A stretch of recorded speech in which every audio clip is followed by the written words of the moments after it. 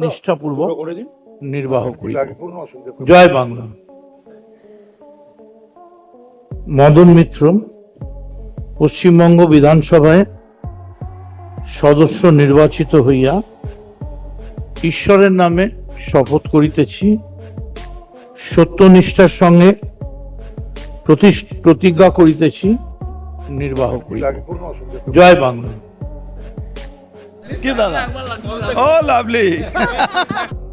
শপথ গ্রহণ শেষে জয় বাংলা স্লোগান দিলেন মদন মিত্র। জয় বাংলা স্লোগানে স্তব্ধ হয়ে গেল চারপাশ। ভিউয়ার্স, পুরো ভিডিওটি দেখে অবশ্যই আপনার মতামতটি জানিয়ে দিন। নির্বাচনের লড়াই শেষ, কিন্তু তার রেশ যে এখনো কাটেনি তা আবারও প্রমাণ করলেন কামারহাটির নবনির্বাচিত বিধায়ক মদন মিত্র। রাজনৈতিক মহলে তিনি বরাবরই আলোচিত তার বর্ণময় ব্যক্তিত্ব এবং স্টাইলিশ উপস্থিতির জন্য। তবে এবারের বিধানসভায় শপথ গ্রহণ শেষে তিনি যা করলেন তাতে রীতিমতো চাঞ্চল্যের সৃষ্টি হয়েছে রাজনৈতিক অন্দরে।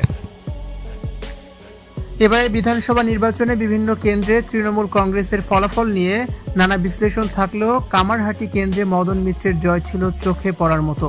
দলের কঠিন সময়েও তিনি নিজের গড় রক্ষা করেছেন এবং বড় ব্যবধানে জয়ী হয়ে বিধানসভায় নিজের আসন নিশ্চিত করেছেন। যেখানে মমতা বন্দ্যোপাধ্যায় তার নিজের আসনে হেরে গেছেন, সেখানে মদন মিত্র চমক সৃষ্টি করেছেন। আজ বিধানসভায় নবনির্বাচিত বিধায়কদের শপথ গ্রহণ অনুষ্ঠান ছিল। মদন মিত্র যথারীতি তার নিজস্ব স্টাইল এবং মেজাজে সেখানে উপস্থিত হন। নিয়ম অনুযায়ী শপথ পাঠ শেষ করার পর যখন সবাই শান্ত হওয়ার অপেক্ষায়, ঠিক তখনই তিনি উচ্চস্বরে উচ্চারণ করেন দলীয় স্লোগান জয় বাংলা। তার এই অনাকাঙ্ক্ষিত, আকস্মিক ও শক্তিশালী স্লোগানে এক মুহূর্তের জন্য যেন স্তব্ধ হয়ে যায় পুরো কক্ষ।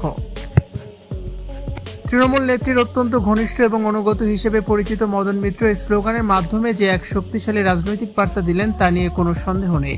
রাজনৈতিক বিশ্লেষকদের মতে নির্বাচনের পরেও জয় বাংলা স্লোগান দিয়ে তিনি বুঝিয়ে দিলেন যে লড়াইয়ের ময়দান থেকে তিনি সরেননি।